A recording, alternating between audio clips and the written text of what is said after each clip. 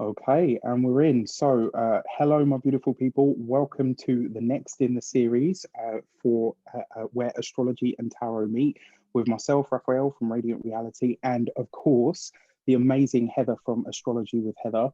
You may have seen some of the collaborations we've done previously. Heather has a channel on YouTube which is super popular. She does amazing weekly transit reports. Always talks about the sorry, the bigger and the larger transits as well. They're sometimes scarily accurate, and at other times they're really practical. So they're going to help you on a day-to-day basis. She's a brilliant astrologer. Heather, thank you so much for being here. Oh, thank you so much for that introduction. And yeah, I'm happy to be back doing this again. We got to complete this series that we started, which has been super, super fun. So yeah, thank you so much for having me again. No, awesome. And just before we get into it, can you please remind people where they can find you? Oh, astrologywithheather.com, and my YouTube channel is also called Astrology with Heather, so you can find me there. Make sure you check it out and make sure you hit subscribe as well if you want to see the whole series, because we bounce them from channel to channel.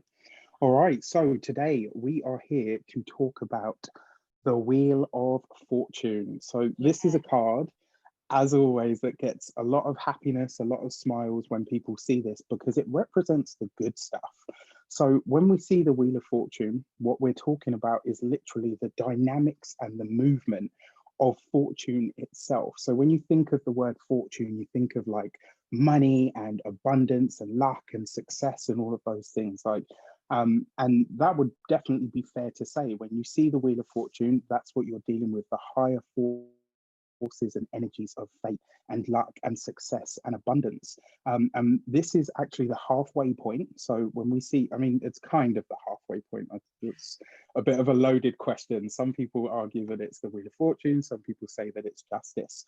But one thing on this card that I think a lot of people tend to be quite surprised about, that sticks out when I tell you, like when you guys out there, when I tell you, you're going to know exactly what you're looking at. But what's the one thing that you can see on this card that really sticks out for you, that might have like an astrological feel to it? It's kind of hard to see from here, but sorry. I mean, definitely the thing that sticks out to me is that there's like a devil kind of floating around in the wheel. But yeah, there's like an arrow kind of pointing toward the devil too. So maybe like a Sagittarius type of theme, which I know is connected to the Wheel of Fortune. Absolutely is. Awesome.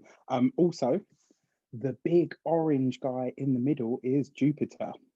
So when we talk about luck, success, and so you see the, like, literally the big orange wheel.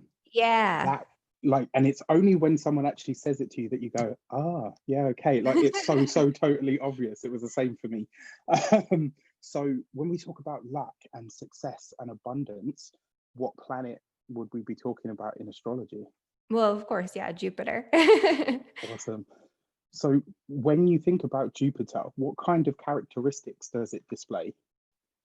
I mean, Jupiter is the great benefic planet. So it brings luck, good fortune, positivity, expansion, all of that really good stuff. And when you see it kind of astrologically hitting your chart, you know that either you're going to have something really positive go on, you're going to have something expanded on, which could be good or bad, depending. Or you're just going to have an easier time. Like, it doesn't always mean like something crazy, like a giant windfall. I always compare it to, like, people think when Jupiter comes to the second house, which is the house of finance, that they're just going to have money falling from the sky and they're just going to be sitting on piles of jewels and stuff. And that's usually not the case. But typically what does happen is that people have an easier time financially, right? And so it brings ease in an area where there might otherwise be some challenges. So that's Jupiter in a nutshell. Wow, awesome. Yeah, and very much that as well. So one of the things that I often try to say to clients, the Wheel of Fortune will show up as a moment of synchronicity. Sometimes it will be a moment of, where things just seem to come together for you, like things just seem to happen or they seem to go well. Very often this card will show up when somebody finds themselves in the right place at the right time, and it seems like those dynamics or the mechanics of fate or fortune even. And very often I say to people, when you see this opportunity, it might not look like much at the moment, but it's something that you should definitely take on board. And I think that kind of really feeds into what you were saying. I think when people hear Jupiter, it's like, okay, there's the money, there's the goods. And it doesn't always happen that way. Sometimes it's just a small moment or a culmination, very often with the Wheel of Fortune, of something that you've already put out there, something that you've already tried to do. So if we talk about like the Fool and the Magician, that's where you conceptualized something and then you launched it out into the world. It would be your Wheel of Fortune then that shows up to say, right, whatever you did back then, whatever you created or put out into the world, it's ready now. It's going to give you some sort of reward, some sort of grace period, or you're going to take it on board. Interestingly enough, when you talked about the Sagittarian aspect to the, Jupiter rules Sagittarius, but it also rules Pisces. What's the crossover there? Like, is there a crossover, or are they just completely different? Well, the main crossover that you think of kind of more immediately is that when you're talking about Sagittarius, Sagittarius rules things like religion and philosophy, our ideals, our moral and ethical value system. So it's sort of like our higher knowledge and our higher wisdom. And there's also a similar association with Pisces where it has to do with our connection to the whole, connection to everything, our spiritual beliefs and our spiritual ideals and things like that. And they're both very idealistic. That's a big thing too. Like Sagittarius is idealistic in the sense that what they crave is everything to be of integrity, everything to be in alignment with their moral and ethical value systems. Whereas Pisces is just looking for the most idealistic, perfect sort of utopia sort of energy. But yeah, and they're both energies that are more lax and a little bit more indulgent. Sagittarius indulges more in like adventure and things that feel good and sort of their sensation seeking, right? If you think about it in that I have sense. a brother who's a Saggy. That's him to a T. Yeah, like they're always seeking like that adrenaline rush or that really good tasting food or like that weird thing that's going to like excite them in some way. Whereas Pisces is indulgent in fantasy and escapism and things that make them feel good in the moment, but not necessarily that sensation seeking. It's more like a dulling almost of the physical sensation and an expanding of what's going on internally. So there is a difference there, but there's definitely some overlap, and that Jupiter is the overlap because Jupiter is the planet that rules indulgence, right? It's the planet that rules things that feel good and that, in that sort of sense. I mean, Venus has that association as well, but it's more Jupiter that's kind of like going out there and doing things. Yeah, and more to excess as well, as I understand. Yes, definitely it. excess. Like bigger. Like if this is your vision, think about it like this. Yeah. Yeah. Awesome. So as I understand it, and this is what I was saying earlier about having put the work in, this is where you see the rewards, or it's where you see the results for something that you've already sown. I feel like it's that way as well when you talk about the integrity part of Jupiter, and the higher mind, I suppose, and like the higher goals and all of that. This is where you kind of receive something, or you get a reward or a benefit for what you've already put in. Mm-hmm. Okay, yeah. I mean, and definitely that's something with Jupiter too. Like if you've already put in the hard work in that area of your life, if you've been working on it in some way, you definitely will receive more reward. And that's the other thing too, going back to that example of like Jupiter in the second house and just having piles of money fall from the sky, which is usually not what's going to happen. If you want to harness the energy of Jupiter and really expand on your resources, then you have to activate it. You have to put in some sort of effort or work or, channel that energy into something. Otherwise, yeah, you'll just have like an easier time, but you might not even appreciate it in the moment because your expectations are usually elevated with Jupiter too. So it's like you're expecting all this wonderful stuff to happen while you just sit back and relax. But yeah, there is this component where if you activate it, you can get a lot more. And most people, for whatever reason, choose not to do that. And I think it's because things are already flowing much more easily. So would that be a component with the Wheel of Fortune card as well? Like if you see that, could you harness that more or just kind of kick back and relax and let it happen? Is there some sort of choice there? Absolutely. Yes, for sure. And it really is that. This is one of the reasons when I get this in a reading for clients, I say to them, so like an opportunity is shaping up here for you, but it is literally just that. It's the Mm. opportunity for something to go well or to go harmonious. So, like, so sometimes you start something and you experience a whole bunch of teething problems and you have to really force it to go through. When you see the Wheel of Fortune, it's like you won't have any of that. But if you wanted to maximize on that, you would have to push it further, maybe market more, maybe, connect to more people. What I really liked that you mentioned there as well was about not necessarily always getting the best of something. So there's two things with that. When you see this in a reading, 9 times out of 10, it really does talk about a luck or a blessing or a synchronicity of some sort that shapes up for you. But that's 9 times out of 10, because when somebody presents to you for a reading, things are already likely not going for them as well as they could be. There's something that they're stuck on or trying to move past. So when the Wheel of Fortune shows up, it's kind of like it's coming, you're on the right steps, you just need to work a bit harder with this, and this, or here. And then on the other side of this, if you saw the Wheel of Fortune with, say, like the Seven of Cups, I would say to somebody, if you're a drinker, if you're a smoker, if you have any kind of vice, this is a time where you really need to find the energy of curbing it, because the Wheel of Fortune will exacerbate that. If I saw this as well with like the Three of Wands and let's say the Two of Pentacles, if you're a gambler, whatever you're about to put your money on, you're going to lose it. Hold back. Do you see what I mean? So you can see how like it will give you what you want, but it will also grow much more of what you probably don't at the same time. Yeah, and Jupiter does that too. And it's similar. Like if it's paired with certain planets in certain aspects, like that's what you're going to get versus, sometimes it can show up in a way that's a little bit nicer and less kind of crazy. Is that kind of that devil symbolism then? Kind of like reaping what you sow and maybe going a little too overboard? Yeah, absolutely. So Okay. when we think about fortune, yes, all of the modern connotations to that word are very much about all of the good things and the nice things.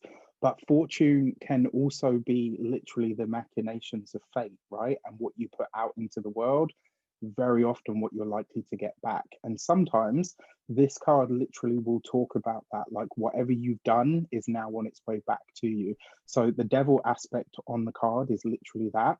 And one of the things I always used to say to people in the early times of drawing this card is, remember that whatever goes up has got to come down, and whatever is already down can only go up from there.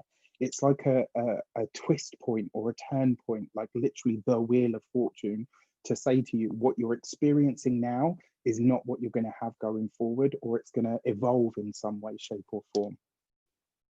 Okay, yeah, that makes sense. So it is kind of like balancing everything out. Yeah, very much so.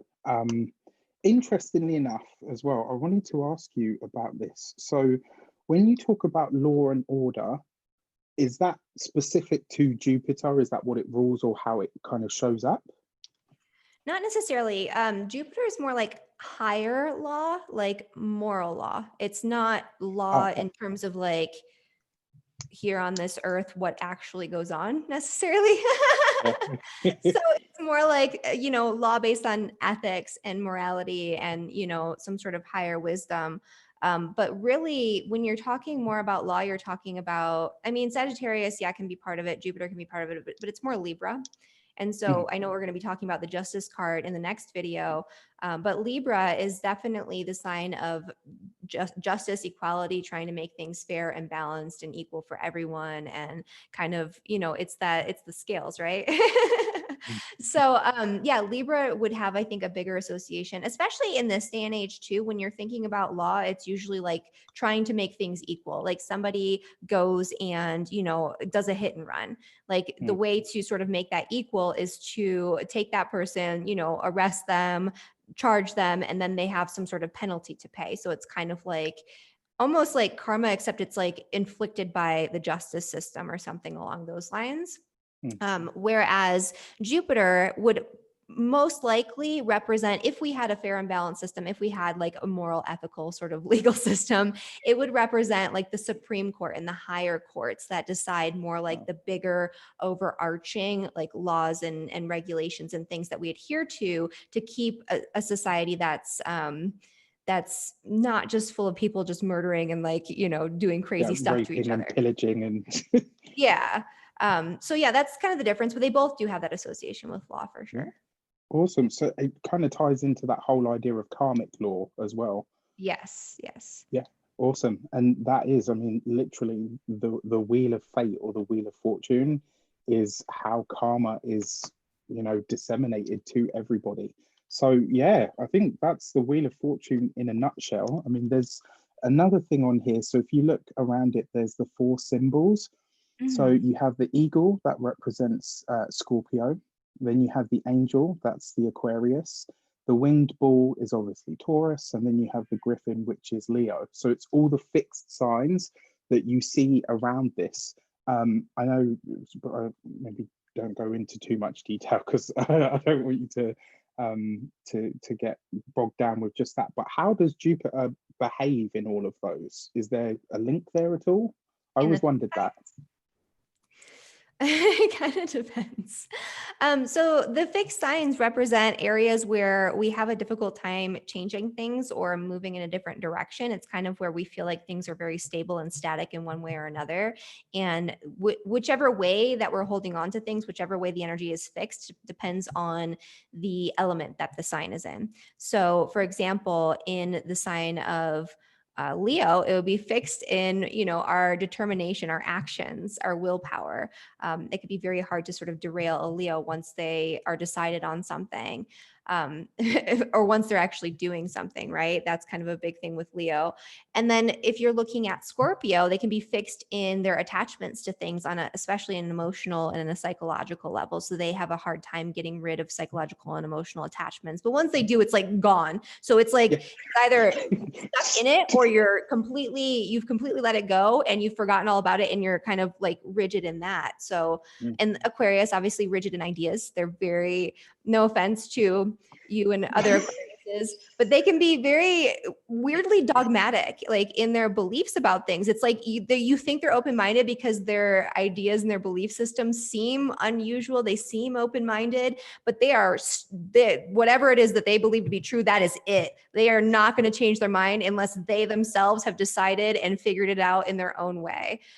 You can't tell an Aquarius that they're wrong about something or that they should do something this way. If you do that, you'll be so frustrated because like 6 months later, they'll figure it out for themselves and pretend like you never said it. It's just like, that's Aquarius, right? That's Aquarius for sure. Yeah. So each of those signs, and Taurus is obviously fixed in like their attachments to the material things that are very stable and comfortable on a material level. So each one is different.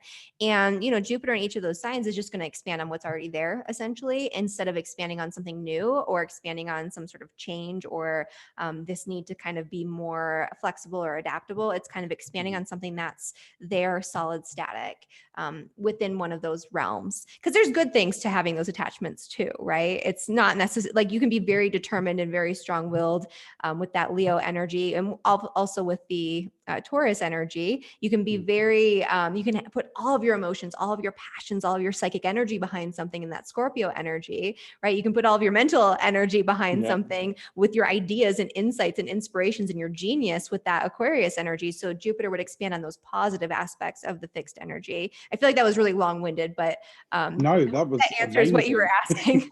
Yeah, really. I really love that as well. And it's funny because the card itself talks about change, right? That's what the snake on the card is about as well. Like that idea that all things eventually will come full circle or they'll change. So there's that whole idea. And I really love that as well, like what you mentioned for each one of the fixed signs, because they are like the least changeable, as you said, you know, they're the ones that are prone not to move so much.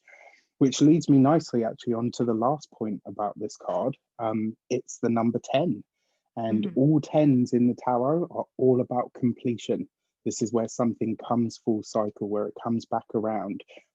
Very often, the Wheel of Fortune can talk about a second chance at something.